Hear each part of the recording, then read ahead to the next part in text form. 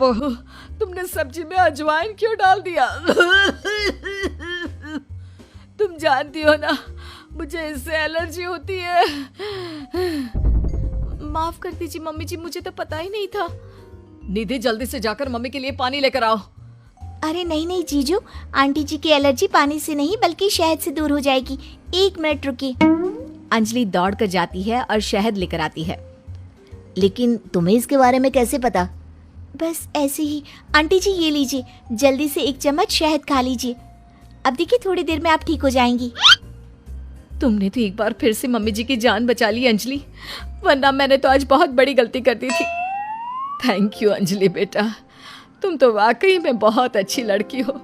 सबकी मदद भी करती हो और तुम्हें तो कितनी अच्छी नॉलेज है कि एलर्जी होने पर क्या खाना चाहिए।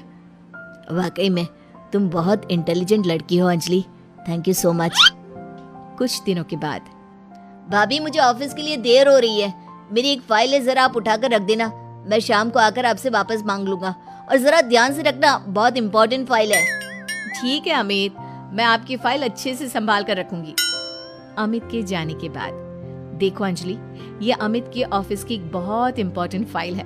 मैं जानबूझकर इसे कहीं पर छिपा दूंगी और तुम्हें बता दूंगी कि ये फाइल कहाँ रखी है। बस जैसे ही वो मुझसे फाइल ढूंढने के लिए कहेगा, तुम फाइल झटपट ढूंढ कर ले आना और उसे दे देना। वाह दीदी, मुझे इस घर की बहू बनाने के लिए आप कितनी मेहनत कर रही हैं। शाम के वक्त, भाभी मैंने आपको एक फाइल संभाल कर रखने को दी थी, प्लीज जरा वापस दे दीजिए ना, मुझे एक प्रेजेंटेशन बनाना है। निधि उस फाइल को ढूंढने का नाटक करती है। क्या करूं देवर जी, आपकी फाइल मिल नहीं रही मुझे। अरे भाभी ये आप क्या कह रही हैं? अगर वो फाइल नहीं मिली तो मेरा प्रमोशन नहीं होगा, बहुत इंपॉर्टेंट फाइल है। अमित, ये रही तुम्हारी फाइल। दीदी ने ऐसे ही बैठक में छोड़ दी थी, और वो काम करने वाली आती है ना, वो इसे उठाकर डस्टबिन में डालने वाली थी, लेकिन सुबह मैंने तुम्हारी बात सुन ली थी तो संभाल कर रख दिया। अंजलि, मैं कैसे तुम्हारा शुक्रिया अदा करूं? तुम जानती नहीं तुमने मेरे लिए आज क्या किया है। अगर ये फाइल खो जाती ना तो मेरा बहुत बड़ा नुकसान हो जाता। देवर जी, मैं तो आपसे पहले से कह रही थी, मेरी बहन अंजलि बहुत अच्छी है। वाकई में बहुत समझदार और इंटेलिजेंट लड़की हो तुम। हमारे फैमिली के लिए कितना कुछ कर रही हो।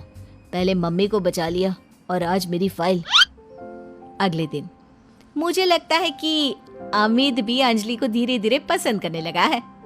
तुमने फिर से वही कहानी कहना शुरू कर दिया। मैंने कहा ना, अंजलि की शादी अमित से हम नहीं करवाना चाहते। देखो बेटा, तुम्हारी बहन बहुत अच्छी है, लेकिन फिर भी मैं अमित के लिए किसी दूसरे घर की लड़की लाना चाहती हूँ। एक ही घर की 2 लड़कियां मुझे अपनी बहू बनाकर नहीं लानी। मम्मी जी, मेरी बहन ने आपके लिए इतना कुछ किया और फिर भी आप उसके साथ ऐसा कर रही हैं। तुम गलत समझ रही हो निधि, ये बात तो हम लोगों ने तुम्हें पहले ही कह दी थी। तुम्हारी कोशिशें बेकार है, ऐसा कुछ नहीं होने वाला निधि। देखा दीदी, तुम्हारे सब कुछ करने के बाद भी तुम्हारे ससुराल वाले मुझे इस घर की बहू बनाने के लिए तैयार नहीं है। लगता है अब एक आखिरी खेल खेलना पड़ेगा, और देखना उसके बाद सब ठीक हो जाएगा। मजबूरी में मेरी सास को अमित के साथ तुम्हारी शादी करवानी पड़ेगी। लेकिन दीदी, अब आप क्या करने वाली हैं? कल रात को जब अमित ऑफिस से देर से लौटेगा तो उसके खाने में बेहोशी की दवा डाल दूंगी। तुम चुपचाप उसके कमरे में उसके बेड पर जाकर लेट जाना। कुछ करने की जरूरत नहीं है, बाकी का सारा काम मैं संभालूंगी। निधि और अंजलि मिलकर अमित को फंसाने का प्लान बनाते हैं।